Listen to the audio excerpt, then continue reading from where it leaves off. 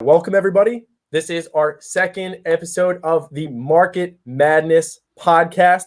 We are going to be breaking down March Madness for stocks, coming to you with one of my favorites, Decade Investor off of Twitter, at Decade Investor, right? What's the handle? Just shout that out so everyone knows. Yeah, at Decade Investor. Perfect. He's got it. Decade Investor is your man to go to if you are trying to build decades of generational wealth.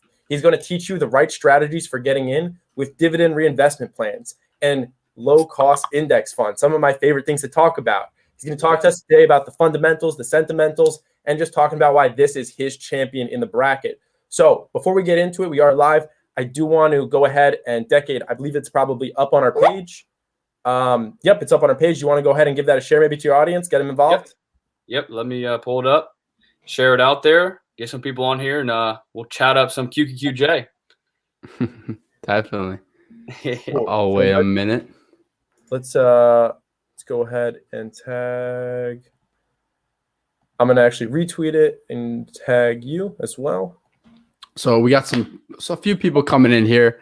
If you guys aren't new to Wolf, not know what's going on here, we are running a March Madness bracket for stocks. We're gonna be talking all types of stock: boomer, zoomer, meme, ETF. It doesn't matter what it is. It's probably in our bracket some way or another. And these stocks are going to be going head to head for a $10,000 cash prize. So a little bit of friendly competition, but as we talked about in our last competition, our last podcast, when there's money on the table, is it ever friendly? So let's hop right into it. Colin, tell us, who is your champion in this Market Madness bracket, and why are you picking them? Yeah, so I'm gonna have to go with my favorite ETF right now, and my favorite ETF probably for life is going to be Qqqj. It's a little underdog. Not many people know it other than, I'm going to take that back.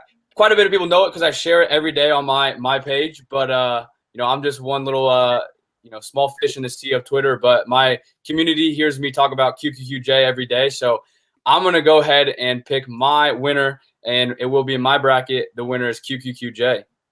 Wow. Love to hear it. So Colin, why does Qqqj stand out to you? It's definitely something of your community. You're saying it's something you're a big fan of. We got some people already tweeting at us right now. They like it. So why do you like it so much? Yeah. So I like Qqqj. So for those who don't know, you probably heard of Qqqj, which is the ETF of the NASDAQ, the top 100 non-financial stocks. But Qqqj is the next gen ETF of the NASDAQ, so it's stocks 101 to 200 in market cap. So it's not going to be your like Apple, your big market cap blue chip companies, but it's going to be your small and mid cap size tech companies. Mostly, it's like a 50%, 48% tech heavy the fund, but it's the cream of the crop, future of the tech in my eyes. And a couple of people I chat with almost every day on Qqqj. We're just super excited about it.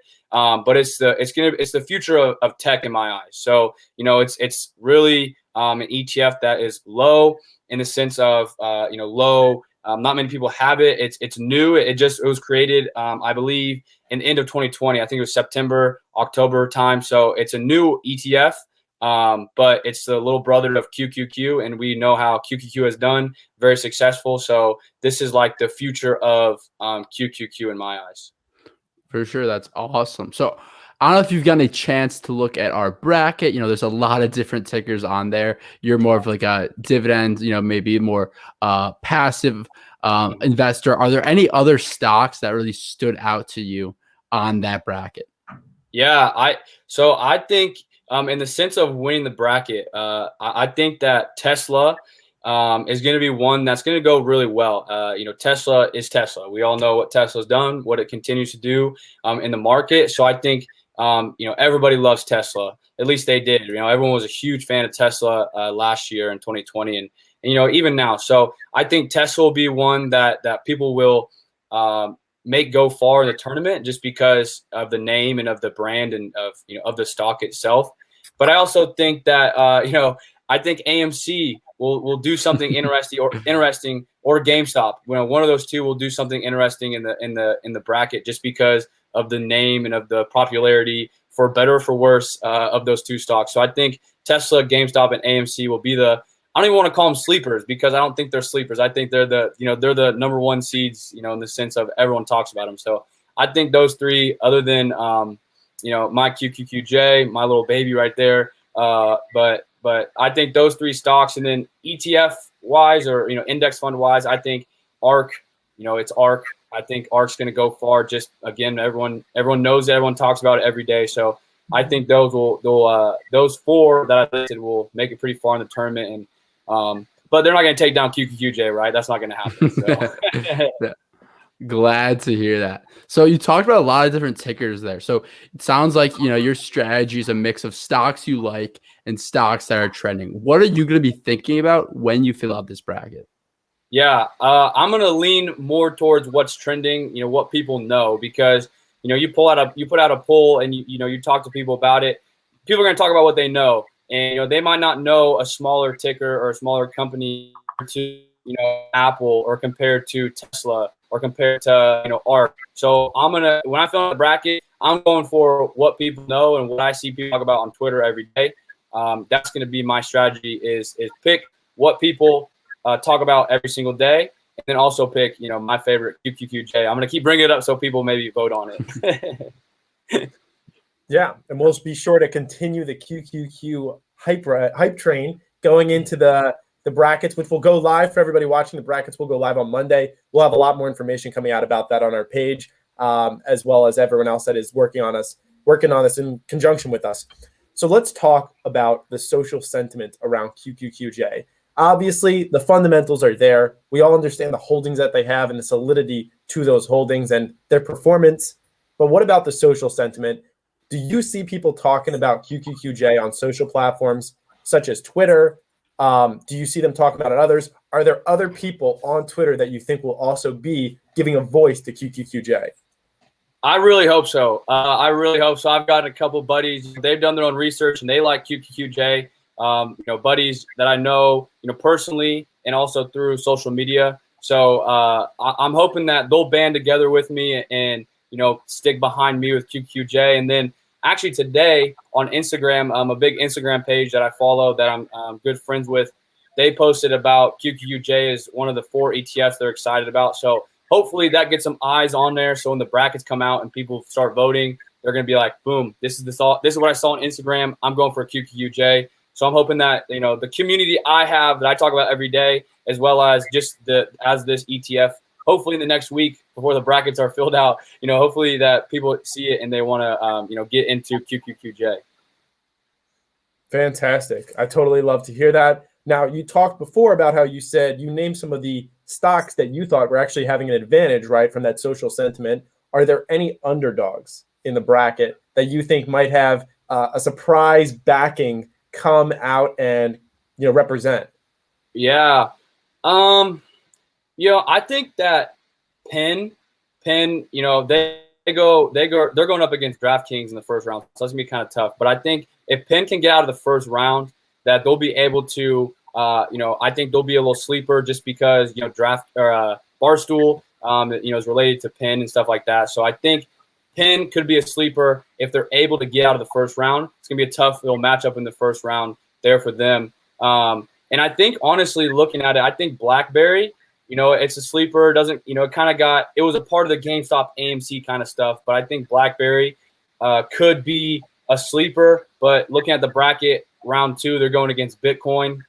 I'm assuming Bitcoin is probably going to win round 1. So it could be tough for them. But if BlackBerry can make it out, or if Penn can make it out of the first couple rounds, I think they could be some sleepers as well. Fascinating analysis. I love this. There's really a whole new area that's a stock analysis that hasn't really been explored before. So really for sure. Down the rabbit hole. Just that really takes it from all of my questions. I guess, Drew, hand it back to you. Anything else you wanted to cover?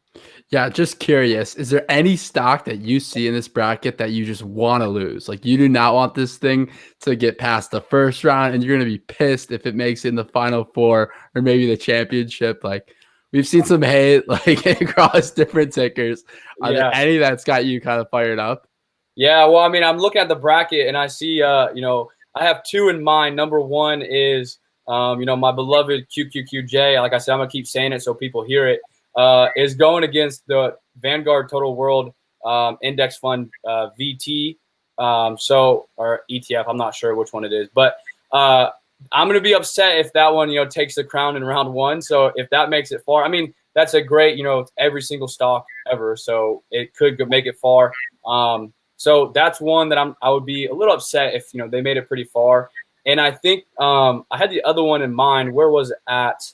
Oh man, I had it. I can't remember where it was, but it was right above it. Okay. There's the Treasury bond, the iShares U.S. Treasury bonds.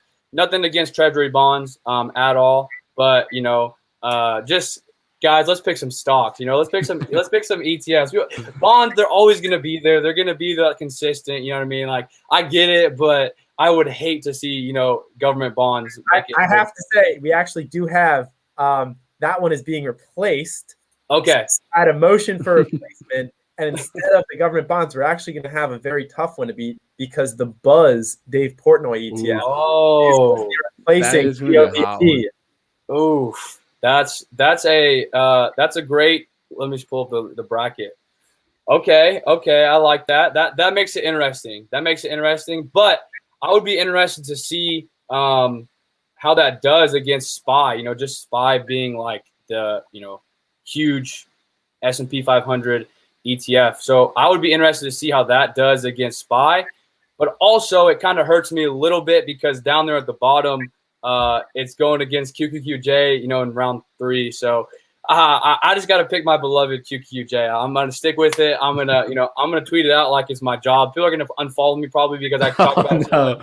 But I'm trying to get that one to win. But no, I think now that it's being replaced by Buzz, I think Buzz will be one that could pop off and be because